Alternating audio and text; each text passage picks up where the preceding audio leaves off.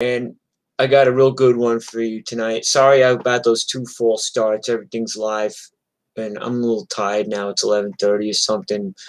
I had a great day. I had a great night.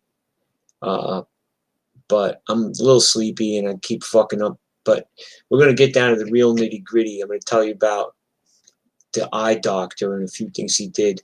We got to zigzag around between a few years, but remember I told you about Ridgewood 75, the guy threw the metal chair at the eye doctor, and he caught it backhanded like this and brung it around and brought it right down on the fucking guy's head, felled him like an ox.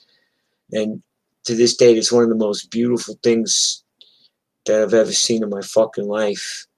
Like, holy shit, this guy just like fucking reversed the whole shit on him, you know. And the eye doctor is a real badass. He's my lifelong friend, but I'm not a tough guy. I'm just a musician. But this guy, the eye doctor was a real tough guy. And like, I've got a very, very strong fucking guy, could hit you really fucking hard. I know it. I know this because I got into it with a few times, and if he fucking hit you, you stayed hit, man. Guy was something else. He is something else. Anyway, so I still stay in touch with the eye doctor, but the way he got his name, we got to skip around. It's about 1984. It's about 4 or 5 in the morning. The eye doctor's waiting for a subway train, and these other two guys on the platform start smoking crack. Now, crack, it really stinks. It smells up the whole joint. It's fucking pungent. I know, because I used to smoke that shit myself, man. Fucking trauma. So, anyway, they're waiting for the train. These guys are smoking crack, and one of the crack smokers, he's like throws up or he retches or he's kind of stumbling around or something. So the eye doctor starts mocking him. He's like, "You dumb motherfucker, you fool for smoking that shit. Fool, sucker. You better get right. You better leave that shit alone, motherfucker." He's kind of ragging on him, and the train comes in. So the crack guys say, they bar the door, and they go, "You ain't getting on this train." Now, back then, trains were few and far between, and they didn't have them things now to tell you when it was coming. You just stood there and you hope one of them motherfuckers would come after a while. So the eye doctor gets on the train anyway and walks up right behind the guy and taps him on the shoulder. And he's like, so they start fighting, and they start fighting. This is the way the eye doctor told me. So they start fighting, and the guy goes into his jacket like he's going for a gun and goes, "You're dead," like he's going for a gun. Well, he didn't have a chance to pull the gun out. The eye doctor at that point was boxing, running, lifting weights, studying Wing Chun, karate, Wing Chun's kung fu, and studying arnis, which is a Filipino martial art. Well, I don't know a lot about it, but I know it's like you could poke somebody's eye out or rip their nose out or like sever their vein with your fingers or some kind of stuff. Maybe somebody can explain it to me. But the eye doctor explained it to me, but that's what he said, that you could destroy somebody's vein in their arm and they would die from that. It was all this really vicious shit. So he uses arnis move on the guy, and he did that, and remember, this is a guy that could bench press 400 pounds. He popped the guy's eye out of his socket, so the eye is out like that, and then he grabbed him by the ears, and he bit the guy's eye out of his fucking head. I asked him what happened. He goes, "The eye exploded like an orange. It exploded like an orange. There was fluid come out of it. It was everywhere, blood all over the place." And I said, "What happened when you bit the guy's eye out?" And the eye doctor says to me, "He got real quiet." Oh, and I guess the guy just like, and so the eye doctor and his other friend who was with him, they panicked at this point, and they pulled the red emergency cord on the train, which at that point literally was a wooden thing attached to a rope, and it would dump the air on the train. The train would stop, and they jumped out between cars, and they ran down the tracks and got out one of the emergency exits. So I saw the eye doctor right after it happened, and he's trying to clean off the blood and everything. And he told me the story and how he bit the guy's eye out, and then he starts crying. He's just crying and weeping, like. And I go, "What's the matter, eye doctor? Why are you crying? You feel bad?" And he goes, "What happens if he had AIDS?" So here's another eye doctor story. I was telling you it was like 1982. I had just gotten back from Europe. I was living in Europe for a little while, and a lot of shit had happened in a very few months. My father dying, and then Tyrone dying, and then my girlfriend like cheating on me and just like leaving me in the dust. Like I went over to Europe and she just never showed up. And it turned out she had another guy. She didn't tell me, so she was like a two-faced. So that all that shit that happened to me within the space of like 8 or 10 months. So I was kind of fucked up from it, but I was working for Rock Against Racism all the time, and we put on these shows, and all these different people would play for Rock Against Racism.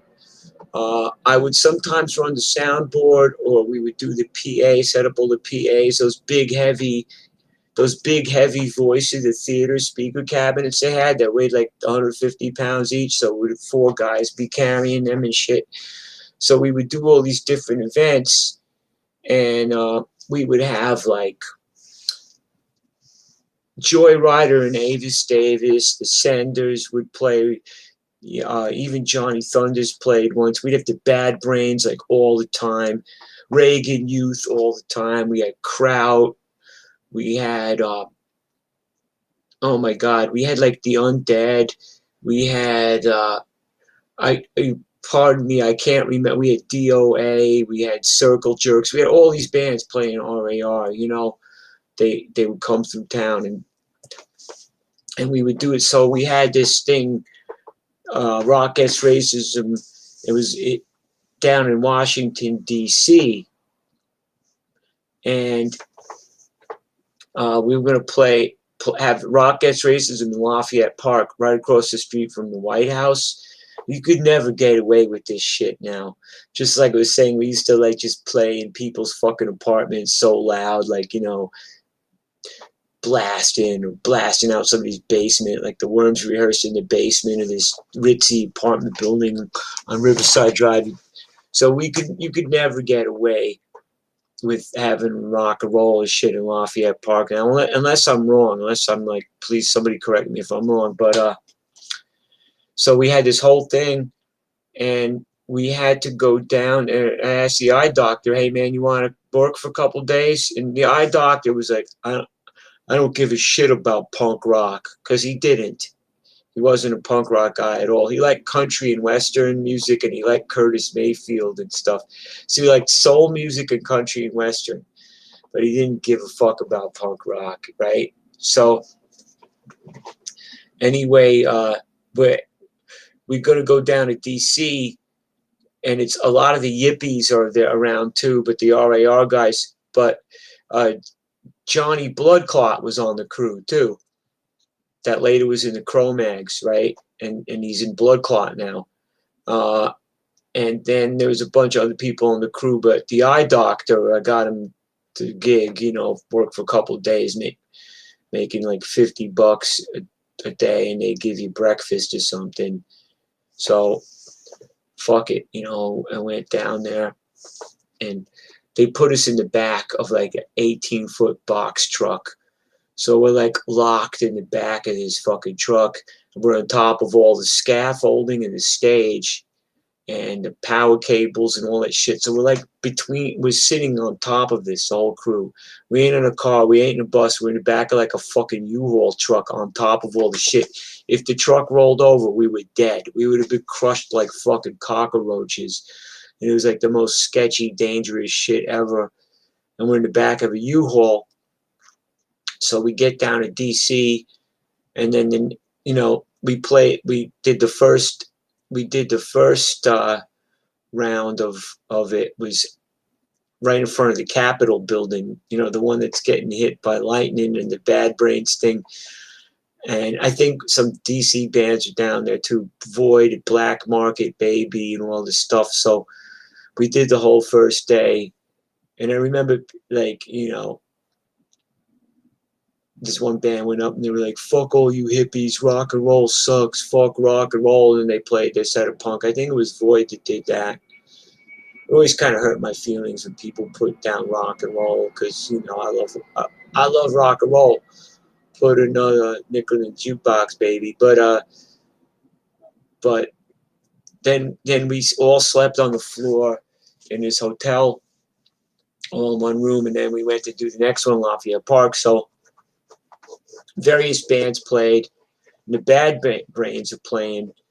So there's a big circle pit going, and this is before a lot of skinheads and the whole skinhead thing, and then the youth crew or the Fred Perry shirts and nothing. So this is still like a lot of people with mohawks and spiky hair and a few skinheads, and a lot of people in the punk rock scene back then, they just looked like regular people that worked in an office. Like, they didn't really have to show off that they were punk or anything. Some of them were kind of nerdy looking. I thought that was really great. So anyway, the Bad Brains are playing. They're always fucking amazing, okay? Now, these guys, I don't know, I think they were like Ronald Reagan supporters, or they were like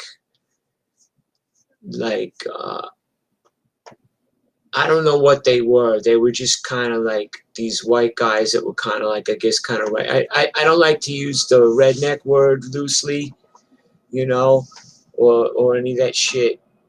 You know, I don't like to use, I'm not going to say that they were that. I don't like to use that word loosely, you know.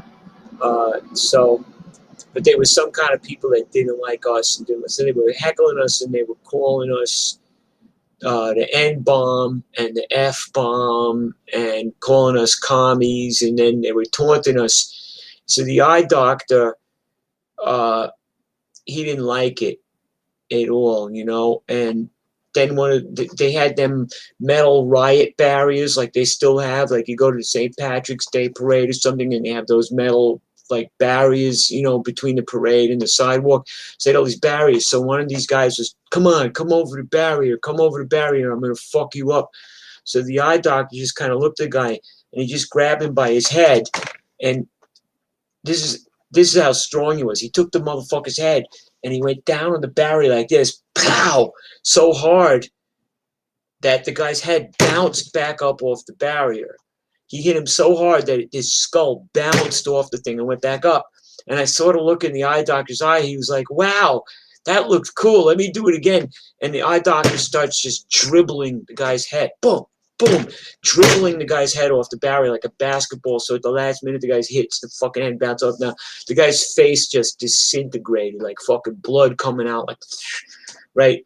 So the cops start running, and you know, the Bad Brains, they are Rastafarians, so they had a lot of Rastafarians that would go to shows. So this one Rastafarian guy, he was like, Babylon, Boomba clot, blood clot at the cops, Babylon, fuck Babylon. And the cop just took a fucking nightstick and hit him in the head, bang, and the blood was coming down this Rasta's head through his dreadlocks. So at this point, you know, I have the stage crew pass hanging on my neck, so I just went into the pit. So now I go in the pit, and I fucking did the creepy crawl fucking circle pit thing till I got to the stage, and I jumped up on the stage. The Bad Brains are playing, Daryl's playing, and like, I don't know the Bad Brains too well. I was never close with them, but like, we knew each other by sight, like, hey, how you doing? Because they rented the Worms van, and I was their roadie. You know, I wasn't their personal roadie. I was like the fucking stage and scaffolding and PA setup guy. But they knew who I was. I knew they were. So they were. I was like, Daryl, and I dove behind this big giant SVT amp and hid from the cops. So thanks, Daryl, Jennifer. You probably don't remember me, but I fucking hid from the cops behind your amp down in DC. So that was a great show. They kept playing. Cops started beating the shit out of everybody, but Bad Brains kept playing, and I hid behind Daryl's amp, so I got away.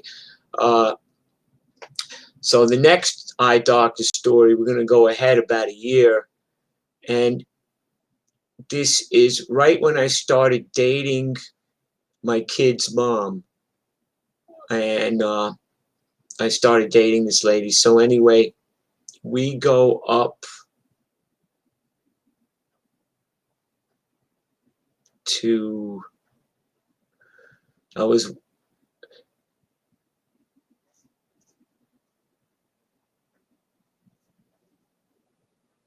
I'll finish the story later. I just got to think of some details.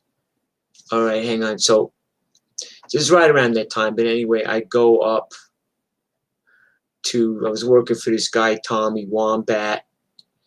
And Tommy Wombat, he dealt weed out of this little tiny storefront. And well, I forget where the hell I met him, but I think he knew Paul Thomas. And Paul Thomas I knew forever. I know Paul Thomas like my whole fucking life, but I think because he was up there. So the lady that is my kid's mom, I'm not going to mention her name in this video, because you know, she's a great lady, but she's a fucking badass and still is. But like, this is right around when I met her, and she was a badass. Like, she just didn't take no shit off of nobody. Okay, so this guy Tommy Wombat, he kind of flipped out bad. He was like this really preppy looking guy with this preppy haircut and eyes-on shirts and stuff, but he took too much acid. He took acid in the day and he took it in the night, and he was just fucked up. Like, he couldn't hear. And he was a big fan of reggae music, which I like as well. And I'm not an expert on reggae, but I know I like it. But he took too much acid, so he started, because of the acid, he started thinking that he was Jamaican, which he's not. He was like a preppy from like East End Avenue and 86th Street or something like that, a rich kid. But he started thinking he was a Jamaican, so it was kind of embarrassing. He smoked so much pot, took so much acid, he started talking in this fake Jamaican accent. And he started thinking he was a Rastafarian or something, but he was like this white guy, you know. He was living in fucking cloud cuckoo land. So anyway, I get a call that he's really bugged out. Like, he tried to bring weed back from Jamaica, and he made his girlfriend carry the weed, and the cops closed in on him, and he just ran onto the plane, and the plane took off without her. She was in jail in Jamaica, and the girl's mom called me and asked me to go up, and the girl's mom had invested in the weed store, and she was asked me to go up there to safeguard the place so he wouldn't just take everything and run.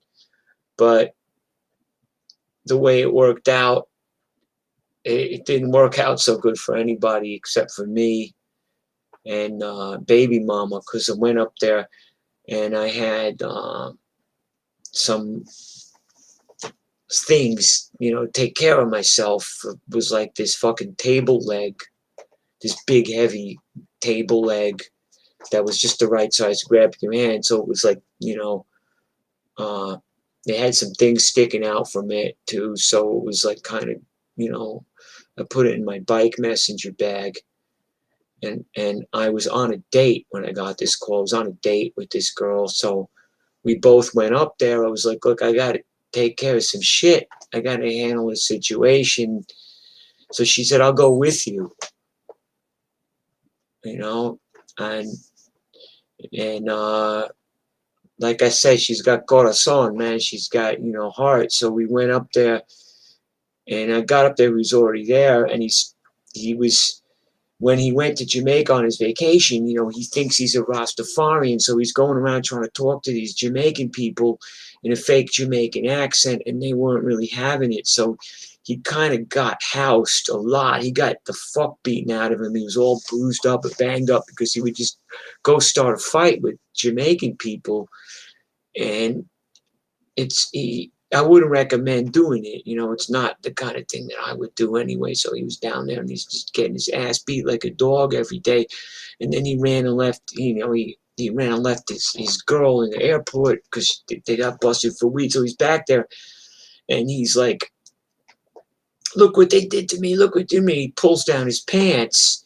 So now he's exposing himself. I'm on a date. I'm with this beautiful young lady.